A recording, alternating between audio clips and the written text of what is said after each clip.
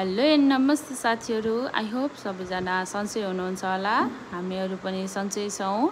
आज हामीहरू पाल्पादेखि बुटोल फर्किँदैछौँ। मैले यो कालीगेडी टिपेको छु अनि यो फल को साथीहरूले खानुभएको छ, मिठो हुन्छ।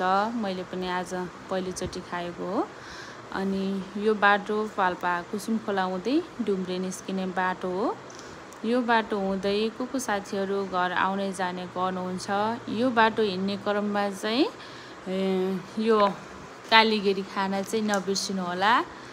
अनि यो बाटो हिँडिराख्ने साथीहरूलाई त थाहा छ होला।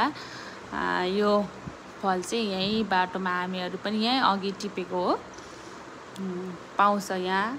अनि यो बाटो हुँदै को साथीहरू हिँड्नुहुन्छ, एकदम छिटो हुन्छ यो बाटो चाहिँ।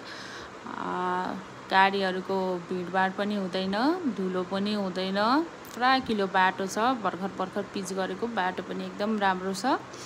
अनि आफ्नो पर्सनल साधन हुने साथीहरू त यही बाटो हिँड्नुहुन्छ होला धेरै जसो।